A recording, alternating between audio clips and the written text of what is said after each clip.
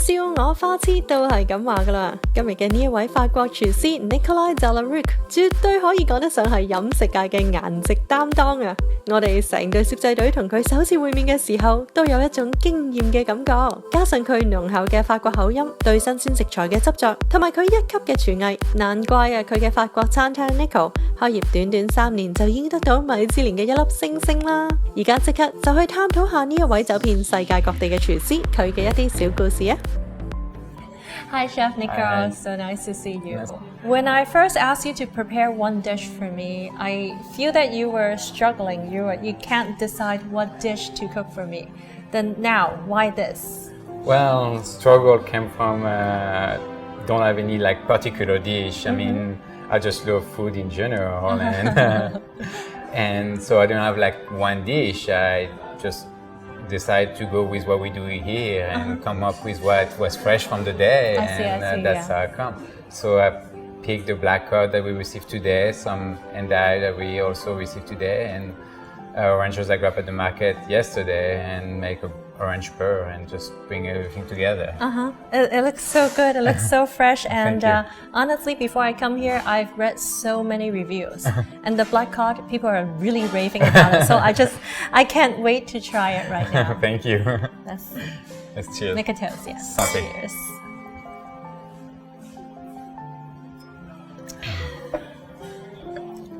Now, Chef, I read in your bio that you started cooking when you're 14. I was still in high school when I was 14. So why so early, and just how? Well, I was still in high school too, but in France they ask you early whatever you want to do, and so when the school asked my mom what I want to do, we were kind of struggling, but I was like, well, I like to eat, I like to be around food, so it's like I want to be a chef. And You love to eat, that's why I love it. Okay. well, that's the main part of cooking, you That's know, right. you have to enjoy what you do, That's you know. true. So I told her, and she's like, well, that's a tough industry and job, and she's like, you have to make sure you want it. So she sent me over to one of her friends that have a very small, humble restaurant, very casual, nothing fancy. And during one of the school break, I went to work over there, and I liked Tried it. I like the atmosphere, like the food, try all the time. Keep trying sauces after the chef make it and everything. I mean, I was just peeling stuff. So you don't get to cook yet? No, I get to cook yet. Just kind of stand back, but just try it all the time. So that was the best for me. The passion started then? Yeah, exactly. But it really grew along the line, and I think it's still growing too. But passion really started growing when I moved from one chef to another, see more produce, see new technique, and see what's cooking offer to you, you know. And that's how the passion grows, and like I said, it's still growing every day now. Every time I go to the market. Living and learning every day, but I see that your dishes are already so good. Thank you. Yeah, I know that you've actually, you're saying you started in France. You worked in a lot of different cities, and then you've also worked in Canada. I did, yeah. You've been to Australia. I did too. And then now you're in US. Is traveling a big part of this cooking experience? Do you enjoy traveling? Is it part of your passion too? Yeah, I mean, I really enjoyed traveling at first, but also wanted to experiment different cultures, see new produce, and just be around a different vision of what people think about cooking and everything. Right. And so that's why I actually start with Australia, and it was more like a working holiday visa for 11 months, and I went over there and traveled, worked at different places, kind of have the feeling for it. I mean, at first I didn't really speak any English when I arrived there, so it was a lot of lost translation. But I know, I wanted to. I wondered too, how would that be? But people in Australia, they're very nice. They're super nice. Yeah. They were really patient with me too. I mean, in cooking, it's easy to point at things, and a lot of name come from the French because cooking, a lot of cooking school use technique that from French cooking, you know, all basic, you know. Exactly. So words kind of come back, and you learn after one day another. And but I mean, it really opened me to what people have. At first, I had to branch out of my comfort zone, basically, where was French food, you know. I see. So that was a great experience for me.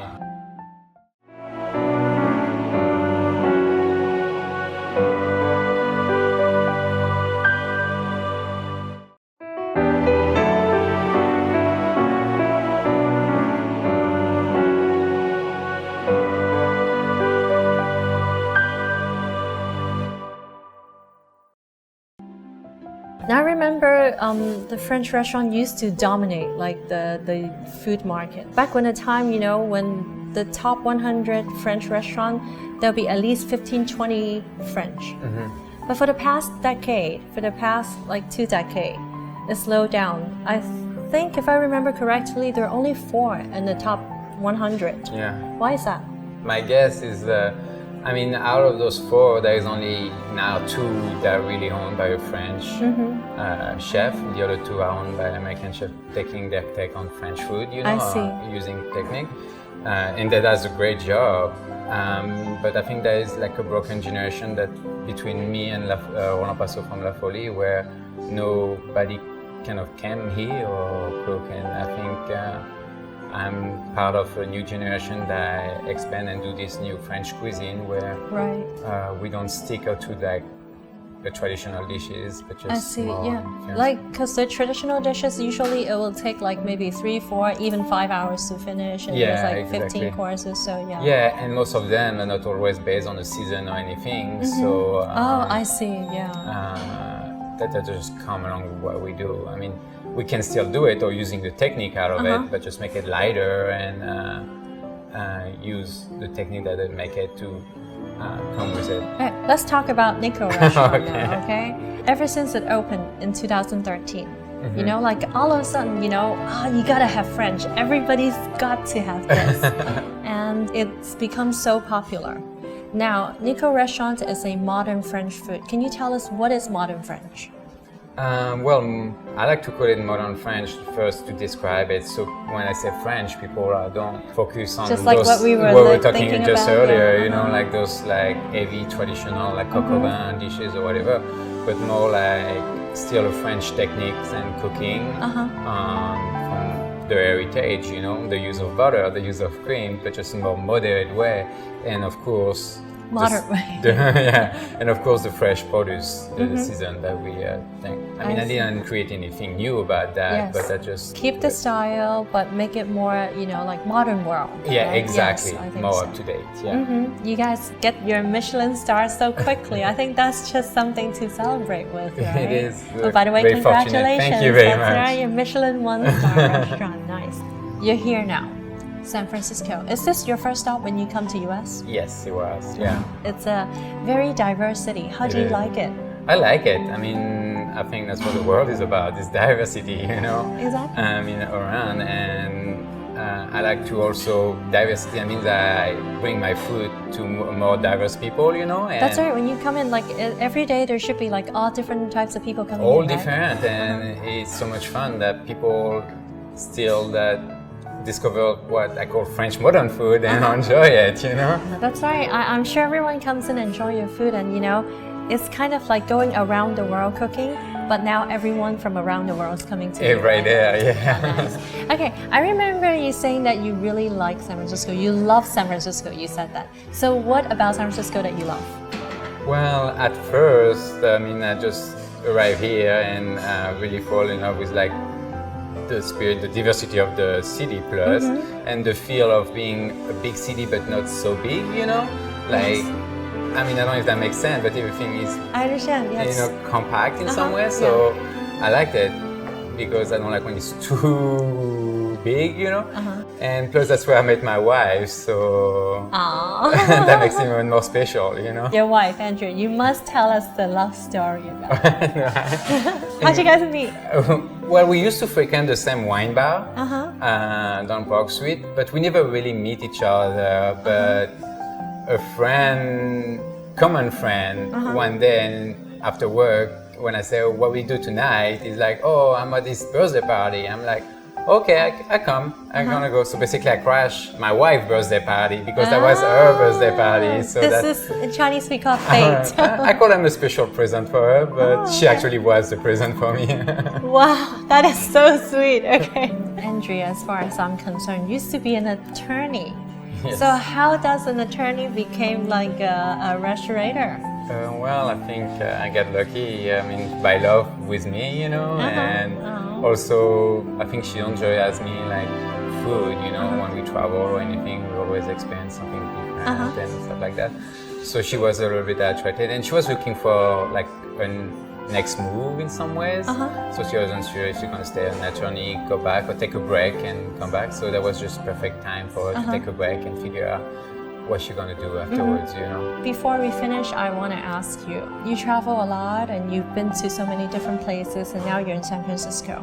Are you here to stay or are you going somewhere else too?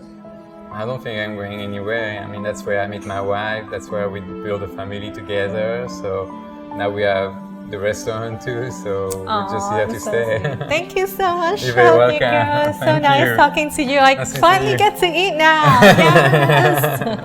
Thank you. Thank you. 正所謂行行出狀元，嗱，可能咧好多父母聽到子女14歲就話要做廚師，會嚇一跳啊。不過如果可以好似 NICO 咁有目標同埋熱情，年紀輕輕就已經事業有成、名成利就，仲要贏得美人歸，有個咁可愛嘅女女，絕對係人生嘅一件美事，直頭啊係為祖宗爭光添啦。NICO， 我俾個 like 你。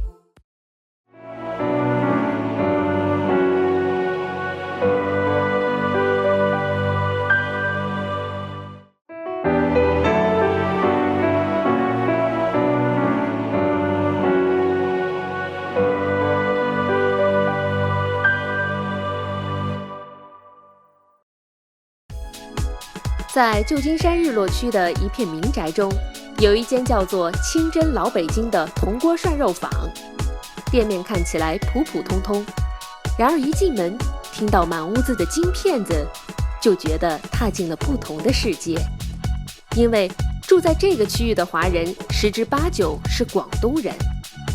在一片粤菜当道的地方，这家又是靠什么可以独树一帜呢？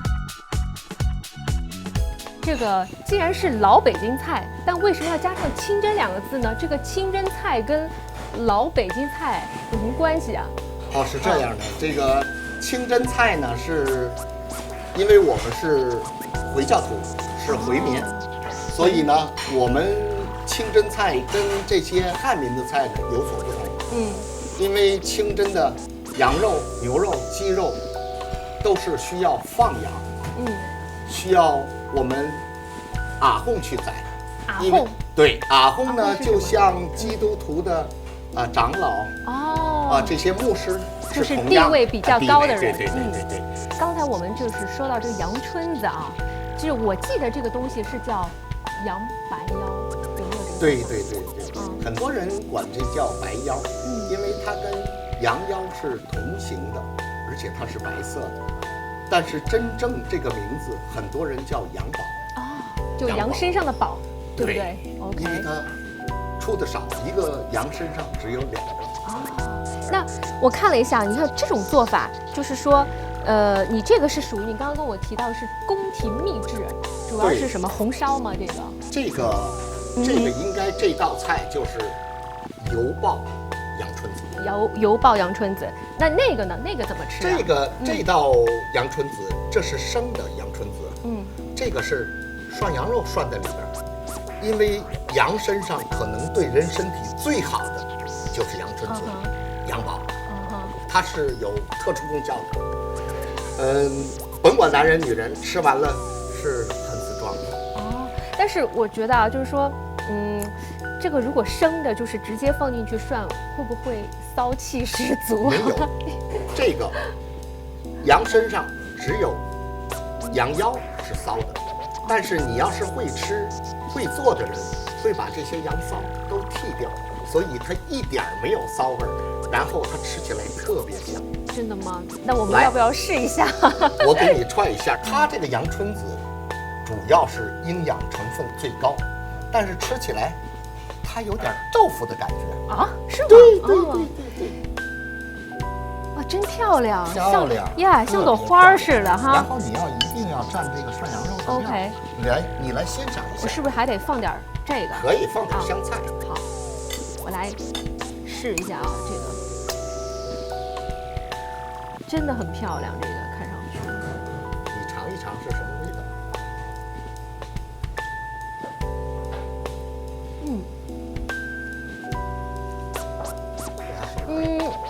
特别的滑，而且它确实没有没有羊肉的那个膻味，一点都没有。对对对对对。我想问一下，偷偷问一句，就是以前宫廷里面他们吃不吃羊唇子？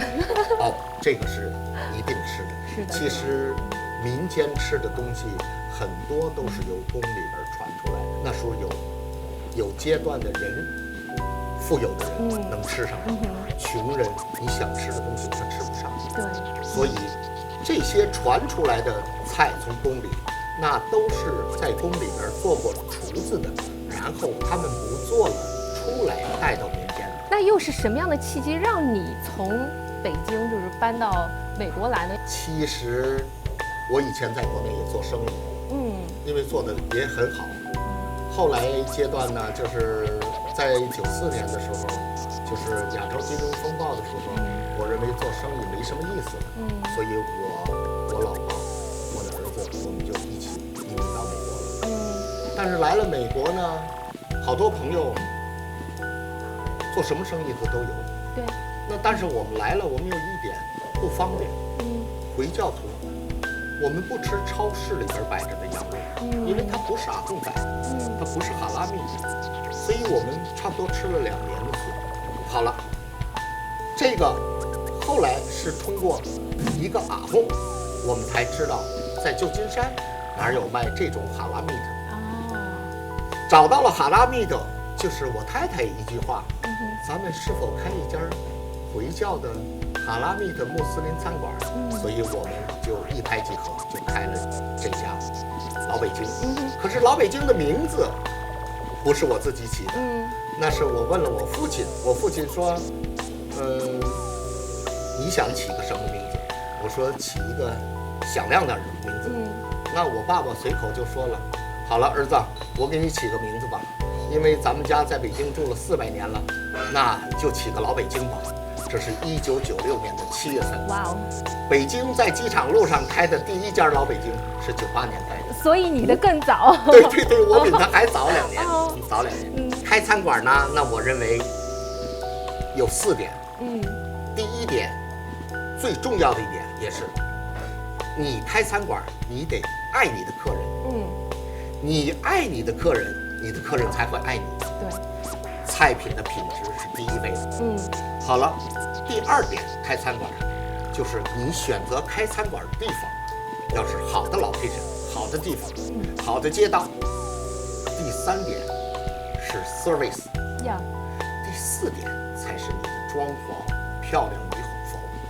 你即使开了一间很不漂亮餐馆，但是你的菜好，那些人也是好酒不怕巷子深，他也会到你这儿来吃。现在很多餐馆就是不按传统做的，是现在的新派餐馆，而且主要绣得漂亮，装潢好，然后使得器具特别高档，来绣这些。我这家餐馆不是绣装潢，也不是绣这些器具，我是绣我的吃的。我的吃的是原汁原味的呀。你是有情怀，同时又能够非常积极的去能够接收新事物的这样的一个人。谢谢，非常感谢啊！谢谢杨老板。谢谢。老板感慨地告诉我，做餐馆虽然辛苦，但他觉得充满了成就感，因为他认为自己做的不仅是一家餐馆，更是打造了一个新老朋友在旧金山的聚集地。